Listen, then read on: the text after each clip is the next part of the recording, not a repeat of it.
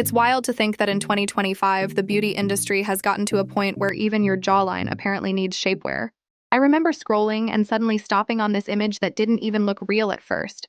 Kim Kardashian wrapped in what looked like a soft beige medical bandage, her face pulled tight as if she'd just stepped out of a recovery room. My brain short-circuited for a second, thinking, no way this is actually a product launch. But it was. Kim Kardashian, the woman who built an empire around the idea of control of body, image lighting, contour, and now apparently bone structure, was unveiling her latest invention, face shapewear. The words alone sound dystopian, like something out of a sci-fi commercial that plays before the fall of society. But no, this wasn't fiction. It was part of SKIMS, her billion-dollar brand that once promised comfort, confidence, and inclusivity, now expanding into territory no one asked for. The thing is called the Seamless Sculpt Face Wrap, and Kim was promoting it with that familiar tone of serene confidence, like she was introducing the next iPhone. Only this wasn't technology. It was a literal wrap for your chin. I could feel the internet pause collectively, the way it does when something is so absurd it demands your attention. $48 for a nylon and spandex jaw corset, marketed as a miracle sculpting innovation. She said it gives next-level support, but dermatologists and plastic surgeons were already side-eyeing the claim, calling it pseudoscience, a fantasy, something that just doesn't happen in reality. No credible evidence supports the idea that wearing stretchy fabric on your face overnight can sculpt bone or melt fat. Yet here it was, packaged in soft tones and influencer-friendly aesthetics, promising to snatch your little chinny chin. That's an actual tagline they used. And when I saw it, I couldn't decide if I wanted to laugh or scream. Because behind the glossy photos and sleek marketing lies something darker. This constant, quiet message that being natural, being unfiltered, being real is never enough. I think what makes it hit so hard is how normalized it's become. You look at the product and it's not just some quirky gimmick, it's a symptom. A symptom of a culture that's been trained to see imperfection as a crisis. SKIMS posted photos of models in these wraps, their faces bound tight in skin-toned fabric, and the images were hauntingly sterile. They called it innovation. The internet called it insanity. It looked like surgical recovery gear, like something a plastic surgeon would hand you after a facelift. And that's not even an exaggeration. Several professionals online confirmed that the design mimics compression garments used post-procedure, especially after liposuction or neck lifts. Seeing Kim wearing it in the campaign was surreal, because if anyone doesn't need a face wrap, it's her. She's openly admitted to Botox and laser treatments, she's surrounded by the world's best cosmetic doctors, and she's genetically blessed on top of that. So what is this really? A beauty breakthrough? Or a brilliant illusion?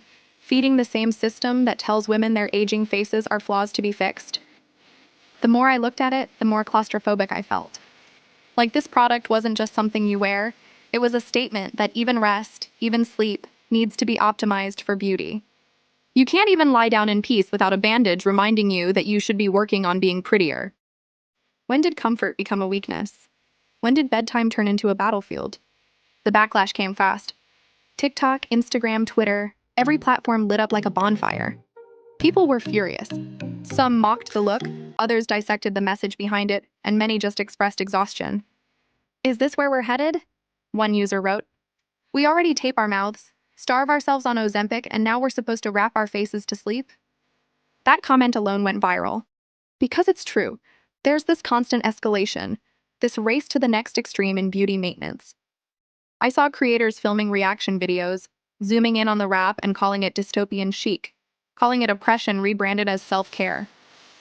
The irony is that SKIMS has always marketed itself as empowering, about feeling comfortable in your own skin. But this felt like the opposite. It was like being told your natural face is a problem to be managed overnight. One influencer even joked that it looked like a band-aid for your insecurities. But the truth behind the humor was cutting. Because that's what it is, an emblem of how deep this obsession goes. The comments under the official SKIMS post were ruthless, with people asking if it was an April Fool's prank or some kind of parody campaign. One person even pointed out that the supposed collagen yarn listed in the ad didn't appear anywhere in the product's material list. Just nylon and spandex. That kind of deceit, even if subtle, breaks trust. And yet for Kim, controversy sells. Every backlash becomes free marketing. Every drag post is another headline. It's almost as if she knows the outrage cycle by heart, feeding it just enough to dominate the feed without ever addressing the criticism. But the deeper I think about it, the scarier it becomes. Because for younger audiences, teens who've grown up seeing Kim's filtered perfection as the standard, this isn't just another product. It's a message that the pursuit of flawlessness should never stop, not even while you sleep. And I can't lie, that makes my stomach turn. We're talking about a generation being taught to micromanage their faces before they've even lived enough to see a wrinkle. I found myself imagining the girls scrolling through that campaign, wondering if they needed it too, thinking maybe their jawline could be sharper, their face smoother, their reflection more like hers. That's the quiet tragedy behind the glam, the way it weaponizes aspiration. The product doesn't even have to work. Its power is in the implication that you need it. It's all smoke and mirrors, a performance of perfection that traps its audience in a loop of longing. And that's exactly why people were angry. Because this wasn't just about fabric and elasticity. It was about manipulation, psychological, emotional, and cultural. It's eerie how Kim's brand always manages to walk that fine line between luxury and lunacy. When Skims started, it was about body positivity, inclusivity, practicality. But slowly, subtly, the messaging evolved. The products got tighter, the ads more abstract, and the goal shifted from comfort to control. And with this face wrap, it feels like we've crossed into new territory altogether. People were calling it the dystopian sleep mask, a beauty restraint disguised as empowerment. I saw one video where a girl held the wrap up to the camera and said, "This isn't skincare. It's surveillance." It sounded dramatic, but she wasn't wrong. The way it's marketed, soft lighting, calm music, models smiling serenely while literally bound by fabric, creates a psychological dissonance. It's like they want us to feel comforted by our own confinement. And that realization hit me harder than I expected. Because this isn't just Kim's fault. It's a mirror of everything we've let happen in beauty culture. We've blurred the line between care and control so completely that people can't even tell when they're being sold oppression. Still, there's something hauntingly genius about the way Skims packaged it.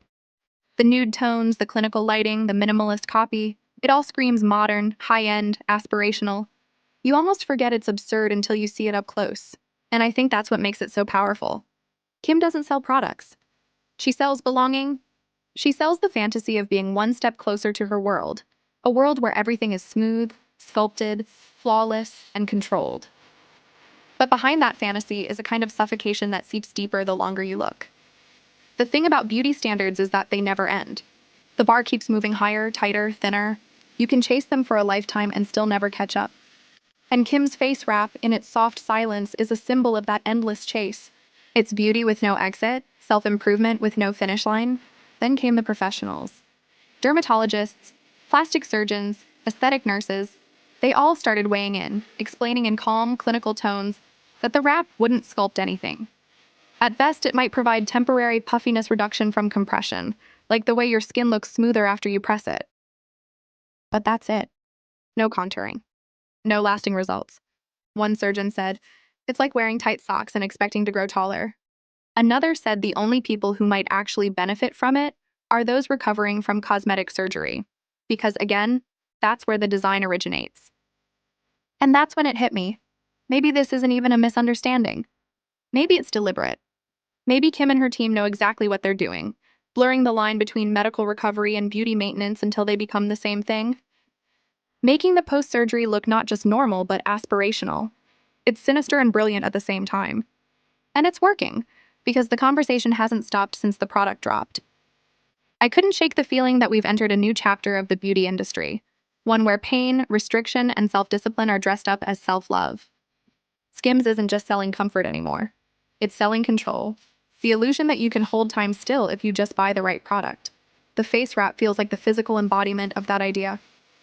You strap it on, you restrict yourself, you go to sleep, hoping to wake up improved. It's the ultimate metaphor for this era of performance beauty. And when I think about Kim herself, how she's become both the architect, there's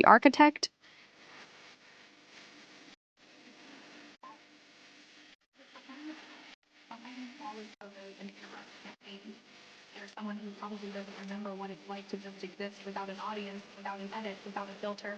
Maybe this rap isn't just a product for her fans. It's a reflection of her own entrapment. A fate bound by expectation, pressure, legacy. The internet, of course, turned it into a spectacle. Memes flooded the timeline. some showing people photoshopping the wrap onto famous paintings, others turning it into mock product ads for the Dystopia collection. But between the jokes were real conversations about aging, about pressure, about how women even now are being told to fight their bodies every step of the way. One comment stood out to me. "I'm almost 40. I've never had Botox, and I still have a face. Stop telling women to erase themselves."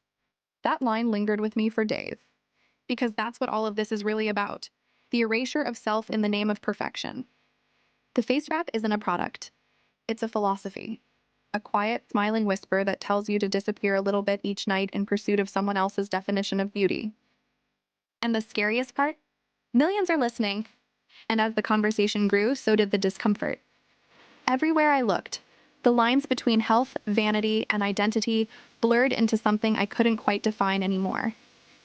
The world has always worshipped beauty, but now it feels like it worships artificial control over beauty. And Kim Kardashian has become both priest and prophet of that new religion. Watching this unfold in real time felt surreal, like staring at a mirror that reflects not your face but your insecurities. The Skims face wrap wasn't just a product launch. It was a cultural event, one that pulled at threads buried deep in our collective psyche. Because what does it mean when beauty itself starts to resemble recovery? When something that once symbolized healing now symbolizes aspiration? The fact that people could look at post-surgical compression gear and say, "I want that." That's how far the line has shifted. You used to see those garments in sterile white clinics, on people healing from procedures that cost more than most people's rent. Now they're shot in creamy neutrals, under soft lighting, and labeled as the ultimate innovation. It's terrifyingly brilliant. And if I'm being honest, I couldn't stop thinking about it. Every scroll on TikTok, every ad on Instagram, every influencer unboxing it with a perfectly filtered grin. It all made me realize that beauty marketing has evolved into something almost surgical itself. Not in its method, but in its precision. It doesn't just sell you a product anymore. It cuts into your mind, reshapes how you see yourself, then stitches the wound shut with the illusion of empowerment. What unsettles me most is how normalized it's all become. I kept seeing people trying to rationalize it, saying things like, "It's just skincare," or "Maybe it helps with swelling." But the tone behind those defenses wasn't conviction, it was resignation. Like they knew it was ridiculous but couldn't bring themselves to reject it outright, because that would mean admitting how deep this culture has sunk its claws into us. And I get it. We're all complicit to some degree. Even I catch myself sometimes thinking, maybe I should try that, maybe that's what I'm missing. That's the quiet brilliance of the Kardashian effect. It's not loud coercion, it's gentle conditioning. It's the whisper that says, everyone else is doing it, so why not you?